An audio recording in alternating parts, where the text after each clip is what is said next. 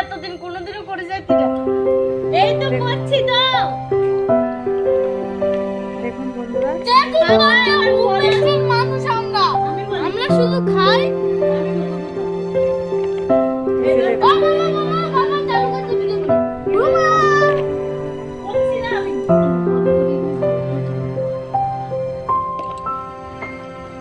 দেখুন বন্ধুরা, এই যে ছিমের বীজগুলো ভালো করে ছুলে নিচ্ছি। এই যে দেখুন, এই ছিমের বীজের একটা রেসিপি করবো,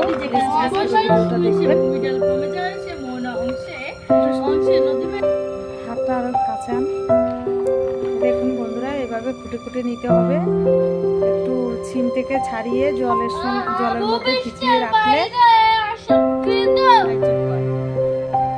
এভাবে ছিমের বীজগুলো ভালো করে বেছে নিতে হবে। ছুলে ছুলে নিয়ে একটু সময় করে হাতে বেছে নিয়ে, এই যে দেখুন এভাবে বেছে নিতে হবে। তো বন্ধুরা, এগুলো এই বড় বড় মাছ দিয়ে রান্না করলে এই ছিমের বীজগুলো খুব একটা টেস্টি হয়। হ্যাঁ, এই দেখুন বন্ধুরা, এইগুলো আমাদের আসাম থেকে আনা। এগুলো সেই খেতে। এগুলো আপনারা কি খাবেন? কমেন্টে জানাবেন। কত সুন্দর দেখুন, বাদামের মতন চকচক করছে। ঠিক আছে, বাংলার চাটের মতন খেতে। এই যে দেখুন কাঁচা হয়ে গেছে বন্ধুরা। মনের সবজি তো কাজে, মনের সবজি তো কাজে।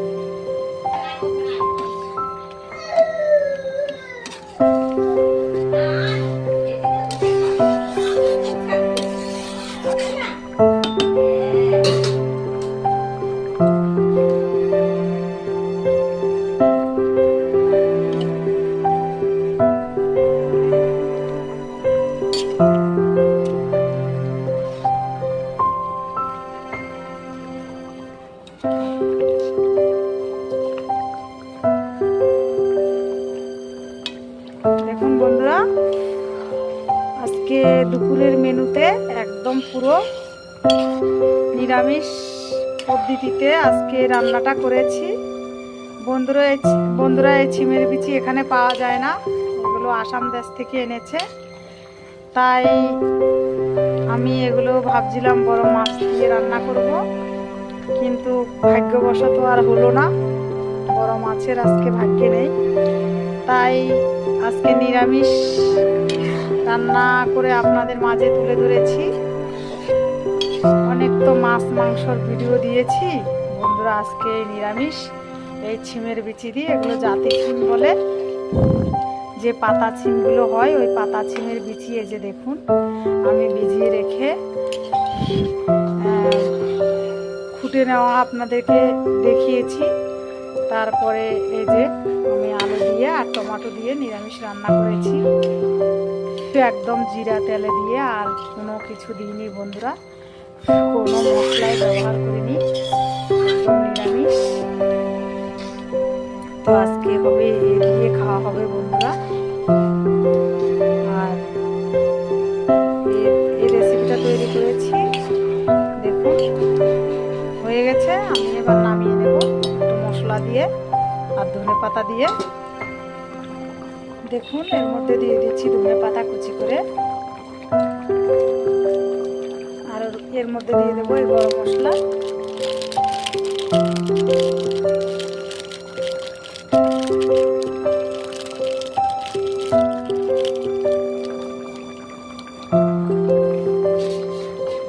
অবশ্যই বন্ধুরা এই গরম মশলাটা ব্যবহার করবেন, নিরামিষ হোক আর মাছ হোক, অসাধারণ একটা ঘ্রাণ। তো দেখুন আমার রেসিপিটা তৈরি হয়ে গেছে।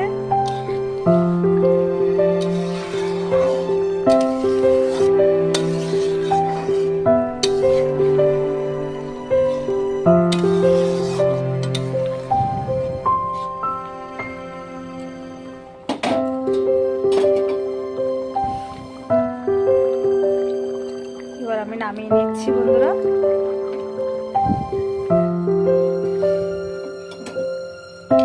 দেখুন খুব সুন্দর একটা কালার হয়েছে।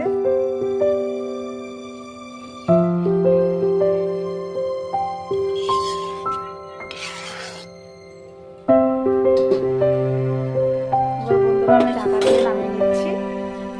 বন্ধুরা যদি ভালো লাগে তাহলে অবশ্যই লাইক, শেয়ার, কমেন্ট, সাবস্ক্রাইব করে দিবেন।